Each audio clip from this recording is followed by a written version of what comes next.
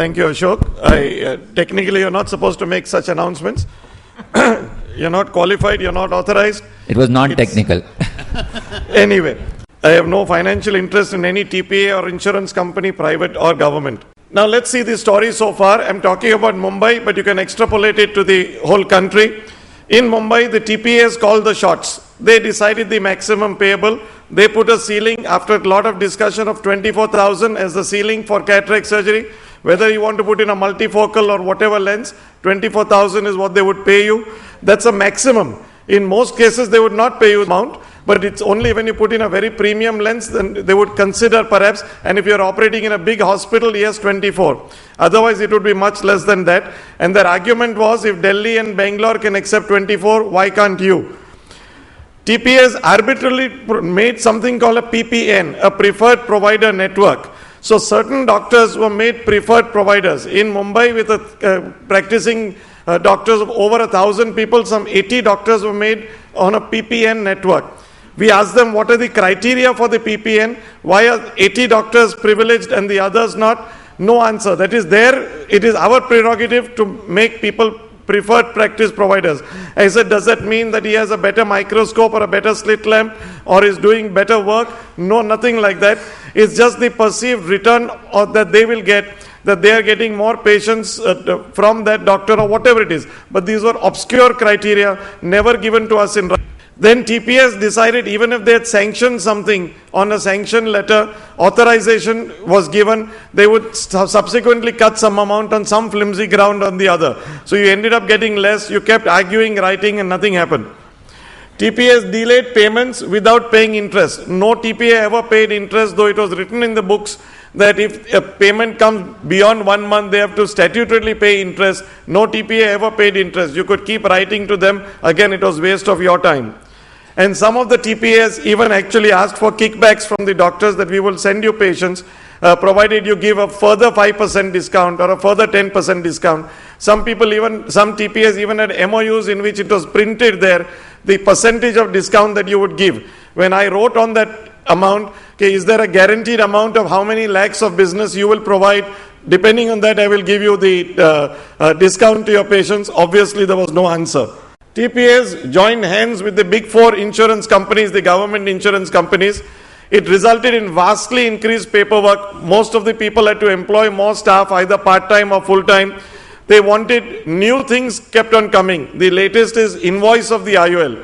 What was the amount that you have paid? We said, we'll give you the MRP of the IOL. No, we want to know how much you paid for the IOL. So they wanted to see your records. Now, you could have bought 100 IOLs at a particular discount.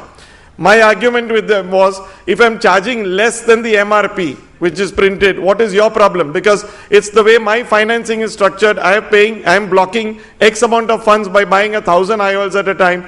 To me, that fund costs me. It's not free funds that I have, and so on. It didn't cut much ice. We want the IOL invoice.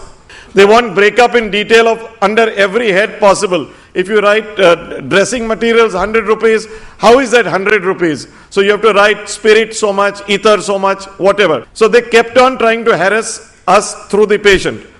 And they constantly started reducing the maximum amount payable. And they had a different cap for corporates and for individual patients. And different caps for large hospitals and small nursing homes. In Mumbai, 80% of the cataracts are done in small nursing homes or daycare centers. So there are different caps for them. What are the solutions to all these problems? Some support this system. Say that, well, I'm talking about our own colleagues. Say that we were overcharging. Some of our doctors are charging 40, 50, 60,000. So if the caps are fair, it's one way to sort of democratize the system. Some feel it's like rape. If you can't fight it, you might as well enjoy it. At least we'll get volumes of patients. Like volumes of girls coming over or whatever. Some feel if I don't offer cashless, my neighbor will do it. And all my patients will go to him or her. And some feel there is a certain class of patients who will quickly spread the word that this doc does not offer cashless, leading it to mass exodus particular community. Bombay, there is a lot of community-based practice. And that whole community will then go to somebody else who's offering cashless. What was the BOA solution? The Bombay Ophthalmological Association. We voluntarily boycotted from 15th August 2009, and it's now been 2.5 years since the boycott is in place. Cashless services were boycotted. Nobody who is a member of the BOA does a cashless service unless he is an employee of a corporate hospital where he has no choice because he gets a salary. Those who are ophthalmic surgeons in ophthalmic departments in large hospitals, that department is unitedly not doing cashless. The hospital continues to offer cashless on hernias and hydrocele, but there is no cashless on a cataract surgery. So there is always a solution, you just need to find it. We got the other medical associations like the Maharashtra, the Mumbai Obstetric Gynec Society, the ENT Society. We have an association of medical consultants, which is a 7,000 members strong, comprising 23 specialties. We got the local IMA also bought this move. For some time, even the big hospitals stopped doing cashless. After several months, many of them broke away because except for the BOA, the response from the other consultants, the ENT and others, is about 70%. But Mumbai, the Ophthalmic Association, almost 95+%. Currently, less than a handful of eye surgeons in private practice are defying the ban. I can count just 4 people in Mumbai who are defying the ban as of now, except, as I said, those who are in large hospitals. Slowly, we put posters, BOA published posters, pamphlets, we gave them to eye clinics. We did flood the media. You see, the insurance companies have all the money in the world. They keep buying newspapers. I can name newspapers here like the Times of India Group, which were bought over by the insurance company, what we call paid news, which you're hearing about now in UP elections. We have paid news in large national newspapers as well, where the company pays a certain amount and you're written about favorable newspaper. We can't do that, but through Dr. Lahane, who does command media attention, being in a position that he is, we did get adequate media coverage. So the average patient in Mumbai knows that eye surgeons will not do cashless surgery and have accepted the fact. So when a patient walks into me at my clinic and he says, "Doctor, do you do insurance work?" I said, "Yes, you can do a Mediclaim. You can pay me the money by cash, check, whatever, and then claim from the insurance." Yes, doctor, we know you don't do cashless.